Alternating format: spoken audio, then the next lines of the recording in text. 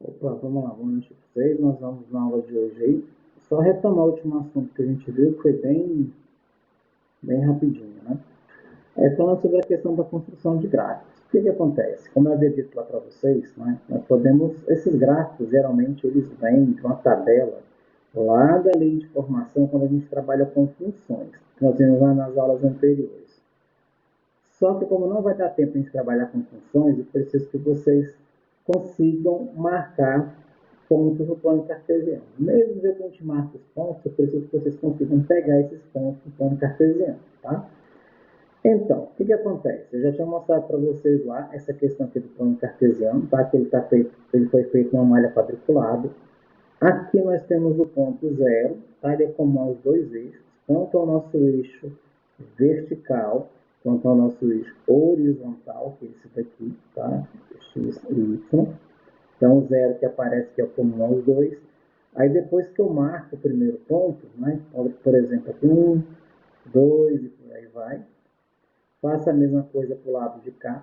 E tomando cuidado, nessa parte esquerda aqui do eixo X, eu tenho a minha parte negativa, que é o menos 1, menos 2 e assim segue. E eu também tenho aqui no eixo Y a minha parte positiva, né? 1, 2, o equipamento está meio descompensado aqui das cores. Tem menos 1, apagar e fazer isso aqui de novo. Ficou muito estranho, muito zoado, tá aí? Espera atualizar aqui, atualizou a ferramenta. Borrachinha aqui.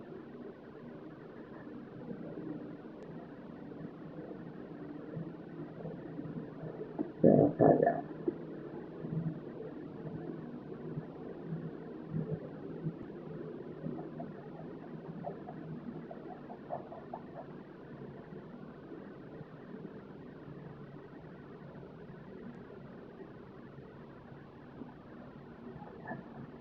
Ficou muito tempo sem usar. Acontece isso.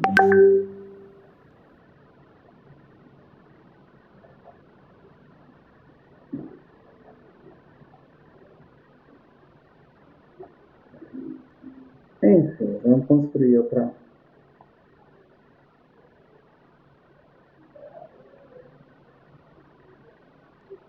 Travou, mas vamos continuar aqui. Certo, então aqui nesse plano cartesiano, toda vez que eu precisar de pegar algum ponto, pegar alguma referência, primeiro a gente vai olhar o valor no eixo X, né, que é o eixo aqui na posição horizontal, e depois pegar esse valor no eixo Y, que é a posição vertical. Opa, acho que ia dar para apagar. Deixa eu ver se voltou aqui a funcionar.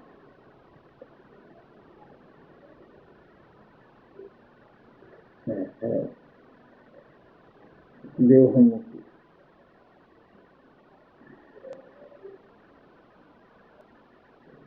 Então, retomando aqui, né? Esse é o eixo que a gente vai chamar de X, tá? Ele também é conhecido como abscissa. O nome formal dele, né? Aqui tem o Y, que ele é chamado de ordenada. Aí, toda vez que a gente pega esse plano cartesiano para poder marcar, tem algumas coisas que são padrão, tá? Por exemplo, aqui é o zero, que é comum aos dois. Aqui é a parte positiva do eixo X, tá? Vou tentar fazer o gráfico o melhorzinho possível. Aqui para cima é a parte positiva do eixo Y, 3. E essas outras partes aqui que eu não marquei correspondem às partes negativas. Né? Tanto a parte negativa aqui do eixo X, né, que é menos 1, menos 2, menos 3. E esse eixo também é limitado. Tá? Se eu precisar esticar ele para o lado de X positivo, X negativo, isso aí a gente pode estender o quanto a gente quiser. Aqui é o menos 1, então mais um pouquinho aqui para caber o menos 2. Aí imagina o plano certinho, organizado aí. Aí para vocês não esquecerem essa questão de quem é abscissa e quem é ordenada, aí eu sempre falo isso aqui, é um chá de io. Chá não é com X, né? Mas é que a gente aproveita, né? X é abscissa, por isso chá, né? X e eixo X está de abscissa, e o Y é ordenado. Não é? Porque de vez em quando pode aparecer algum problema que fale, que chame apenas um de abscissa e outro de ordenado. Então, para ficar mais tranquilo e evitar que vocês esqueçam, então lembre aí dessa questão de chá de ioiô. E toda vez que a gente pega um ponto qualquer, que eu vou chamar de P, nesse plano cartesiano, todo o primeiro valor ele vai sair do eixo X, todo o segundo valor ele vai sair do eixo Y. Tá? Por isso que nós chamamos esse camarada aqui de par ordenado. Tá? Ordenado vem de quê? De ordem. Ou seja, tem uma ordem. Se a gente trocar o X com Y de lugar, troca também o ponto que a gente precisa encontrar. Aí aqui embaixo, né, eu tenho uma malha quadriculada já pronta para facilitar a nossa vida. Tá? Por exemplo, vamos supor que eu marco um ponto bem aqui. Ó. A gente acompanha aqui, vamos chamar esse ponto aqui de ponto A. Então eu venho aqui, eu vou escrever o ponto A, eu vou olhar a primeira coordenada que ele corresponde aqui no eixo X, né, ele está bem aqui em cima do 3. Vou seguir a linha do 3 aqui, ó, imaginando uma linha reta, né? E vou virar para cá. Então, esse meu ponto, ele é o 3 e 5. Observe que se eu, por um acaso, confundir o 3 e o 5 com 5 e 3, olha aqui, vamos supor, vamos chamar um ponto B aqui qualquer. Eu vou dizer que esse ponto B é 5 e 3. O que vai acontecer? Olha só, o 5 está aqui. Olha onde está o 3 e vira para cá. Aqui seria o ponto B. Ou seja, embora os algarismos que apareçam aqui e aqui sejam os mesmos, essas coordenadas de elas são diferentes. Então não tenta pensar assim, só troquei de lugar. Não. Você trocou de lugar, você muda aí significativamente, totalmente, o local que a gente precisa chegar. Outra coisa também é o seguinte, e esse plano cartesiano, como eu disse para vocês, não adianta, é separado em 4 partes, né, que é o primeiro quadrante, todo mundo aqui é positivo, tem o segundo quadrante, tem o terceiro quadrante e tem o quarto quadrante. Tá? Não vou fazer aqui nesse que está organizado para a gente não perder aqui o espaço. Então, beleza, pegamos aqui o ponto A e o ponto B. Existem também a possibilidade do ponto ficar em cima do próprio eixo, igual aqui. Ó. Vamos supor, o ponto está aqui exatamente em cima do eixo, aqui nesse 2. Vamos chamar esse ponto aqui de C. Aí eu vou lá e pergunto, olha, apareceu assim, quais são as coordenadas do ponto C? Primeiro, se ele está em cima do eixo Y, é porque o x dele é 0. Então, esse cara é o ponto 0 e 2. 0 no eixo X e 2 no eixo Y. Tá? Lembra que esse 0 que aparece aqui é comum aos dois. Tá? Tanto ao eixo X das abscissas, quanto o eixo Y da ordenada. Aí vamos, por exemplo, pegar aqui, esse outro 2 que aparece aqui. Vamos chamar esse ponto aqui de D. Aí você vai lá e fala assim, quais seriam as coordenadas desse ponto D? Esse ponto D, como o meu ponto ele está em cima do eixo X, então ele começa com 2. E o meu Y, correspondente a ele, é 0. Pronto. Isso é pegar ponto no plano cartesiano. E a gente está rodando aqui nos quadrantes. Vamos passar para o próximo quadrante. Sei lá, aparece um ponto aqui, que aproveita aqui a linha do 4, chega aqui, virou 5. Aí eu tenho aqui um encontro desses 2 pontos, eu escrevo aqui, vamos chamar isso aqui de H. Aí eu pergunto, olha, quais são as coordenadas desse ponto H que eu acabei de marcar? Primeiro a gente olha aqui no eixo X, independente se ele é parte positiva ou se ele é parte negativa, menos 4, e olhe para onde ele foi parar aqui no eixo Y.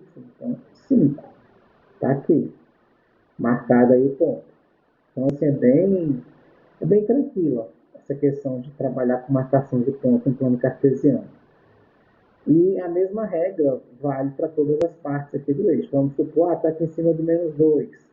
Aí eu vou chamar esse ponto aqui, sei lá, de S. Aí eu quero saber quais são as coordenadas desse ponto S. Como está em cima do eixo X, é porque o meu Y vale 0. A gente não precisa, é até estranho, né? A gente não precisa sobrescrever em cima dessa linha do próprio eixo aqui, para entender que chega no 0. Mas fica bom para vocês, vocês podem fazer isso daí sem preocupação nenhuma, porque isso não altera o resultado que a gente quer encontrar. Posso também, vamos supor, pegar aqui do menos 3 e levar aqui para o menos 4. Aí eu chego aqui, né, em linha reta, lógico, marco esse ponto. Então, mais ponto aqui, sei lá, K. Não coloquei nenhum K, então. Então, a gente pode usar aí todas as letras do alfabeto disponíveis. Então, esse ponto K, ele tem uma coordenada x menos 3 e ele tem uma coordenada y menos 4. Tá? Então, nós já viemos aqui. Vimos as marcações do primeiro quadrante, vimos algumas marcações do segundo quadrante, nós já estamos aqui no terceiro quadrante. Cada quadrante desse aqui tem suas particularidades. Primeiro quadrante, quando eu tenho números positivos. Segundo quadrante, quando eu começo a minha marcação com valor negativo para x e um valor positivo para y. Meu terceiro quadrante, todo mundo aqui é negativo. Né? Por exemplo, aqui, ó. Esse K está no terceiro quadrante. Então, a gente vai ter valor negativo para x e vai ter também valor negativo para y. Quando eu venho aqui para o meu quarto quadrante, né, eu tenho aqui os meus valores de x que são positivos. Tá? Quando eu falo assim positivos, eu olhando aqui para o eixo. Tá? X é positivo tanto para o primeiro quanto para o quarto quadrante. E o y é negativo. Vamos só rever aqui. Ó. O x aqui ele é negativo tanto no segundo quadrante quanto no terceiro quadrante. Já o y, vou marcar o y diferente aqui. O y ele é positivo para cá. Ó. E quando eu venho para cá, pego essa parte de baixo, ele é negativo tanto para o terceiro quadrante quanto para o quarto quadrante. Tá? Isso é só para facilitar a questão da marcação dos pontos no plano cartesiano. E aqui, falta a gente percorrer aqui o quarto quadrante. Lembrando que as regras de marcação de pontos são as mesmas. Primeiro, sempre vai ser o valor de x, aí depois o valor de y. Essa questão da escolha do valor de x é porque x, quando a gente trabalha lá com as funções, o x corresponde para a gente aos valores independentes. Ou seja, a gente escolhe o valor de x para jogar na informação da função para encontrar o valor de y. Igual a gente estava fazendo lá na sala. Se uma pessoa trabalha, ela ganha R$5 por hora, né, por hora de serviço prestado. Vamos colocar aqui 5 vezes H. Mas, sei lá, um custo fixo de deslocamento, auxílio de alimentação, vamos colocar aqui de R$14. Então, esse H aqui vai fazer papel do X. A pessoa escolhe quantas horas que ela vai trabalhar. E esse resultado aqui, depois que eu faço as minhas contas, é o papel do Y. Então, o salário da pessoa, primeiro, depende das horas trabalhadas, que é o X, para depois a gente chegar nesse Y aqui, que vai ser o nosso resultado. Né? E essa relação aqui entre as duas, entre o H e o Y, entre o X e o Y, é que correspondem para a gente aqui as nossas representações no plano cartesiano. Tá? Então, por exemplo, aqui, sei lá, vamos marcar um ponto bem aqui. Ó. Chamar esse ponto aqui de ponto N. O que acontece? Quanto é que vale o X do ponto N? Vale 4. Aqui, ó. E o Y do ponto N vale menos 3. Então, a gente vem aqui, ponto sempre com letra maiúscula, tá? Começando aqui pelo X e levando a marcação aqui até o menos 3. Se eu vier aqui e pegar um ponto, sei lá, vamos marcar aqui em cima desse 5 aqui. Como está em cima do eixo, vamos chamar esse ponto aqui de N. Como está em cima do eixo X, então esse meu N ele é do tipo 5 e 0. Tá? Então, sempre cuidado com isso. Se ele estiver em cima do eixo X, o Y vai ser 0.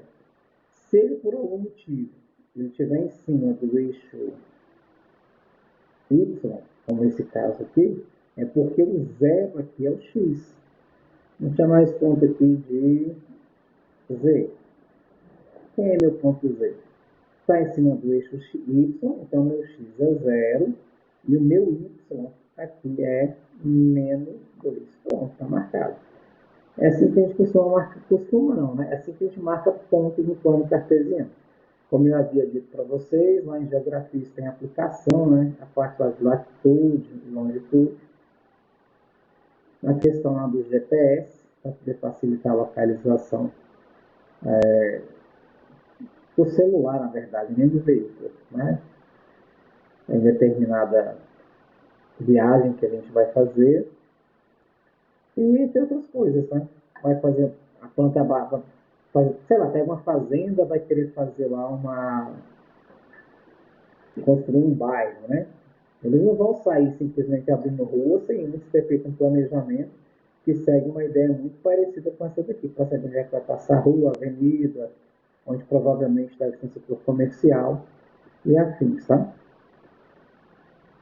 Aí, continuando, aqui embaixo eu tenho, né, uma explicação. Ó, o ponto A está limpinho aqui, né, os rabiscos lá de cima, tem coordenada 2, ponto e vírgula 5. A gente pode separar por vírgula ou por ponto e vírgula, tá? Isso não vai interferir, não. Então, tá aqui, ó, 2, 5, esse é o ponto A. E sempre tomar cuidado, porque embora a gente não marque, mas nesses pedacinhos aqui, ó, entre o 0 e 1, entre 1 e 2, tudo que eu explicar para essa parte positiva vale também para a parte negativa. É só ampliar aqui. Então, vamos pegar. Aqui está o 0, aqui está 1. Vamos só ampliar.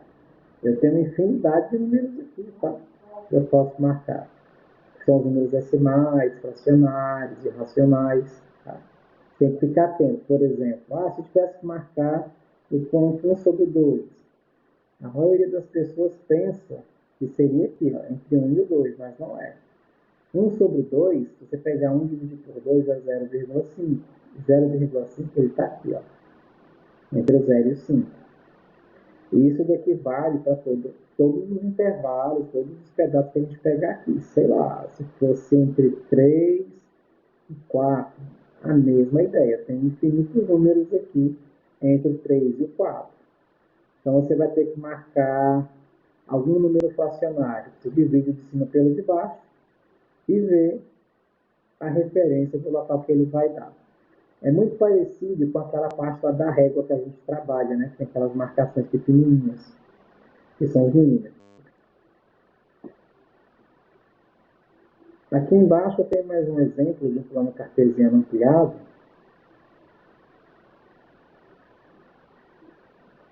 Aqui, ó. Aí aqui eu deixaria a pergunta para vocês. Vamos chamar esse ponto aqui de A. Quais são as coordenadas desse ponto A? Aqui, vamos chamar esse ponto aqui de B. Quais seriam as coordenadas desse ponto B? Aqui eu tenho um ponto C também. E outra coisa que eu estava esquecendo, ainda bem que apareceu isso aqui.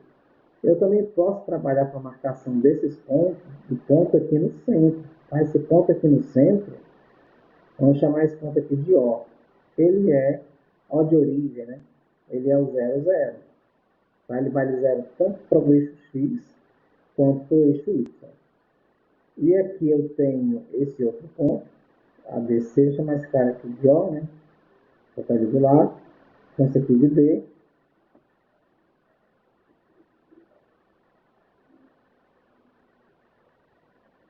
Esse aqui de baixo seria o ponto E. Opa. Ponto E. E esse último que fecha aqui seria o ponto F. Lembrando que essas coordenadas são vocês que vão tentar escrever aí, tá? Pega primeiro o valor de x e fazer só o ponto F aqui. Primeiro o valor de x menos 3 e depois o valor aqui, ó. X está aqui, ó. Depois o valor ao que ele corresponde quando a gente desce aqui no eixo y, que é menos 6. Então tá aí, marcação de ponto no plano cartesiano, e segue aí esse modelo. E aqui, além desse, não é uma simples marcação que aparece nessa questão aqui. Se a gente pegar e juntar todos esses pontos aqui, o gráfico vai dar uma reta. Tá? Não deu tempo a gente ver isso, mas toda vez que a gente trabalha com a função do primeiro grau, f de x igual a x mais b, o gráfico representado no plano cartesiano vai ser uma reta. Tá? Pode ser uma retinha crescente, é uma reta nesse sentido, ou pode ser uma reta decrescente, né? Que seria uma reta aí que a gente tem sentido contrário. Mas isso aí fica para nova jornada de vocês aí que vem pela frente, tá bom? Então, hoje é só isso daí. Tchau. Assistam o vídeo. Aí estudem para a prova na segunda-feira. Abraço para vocês aí.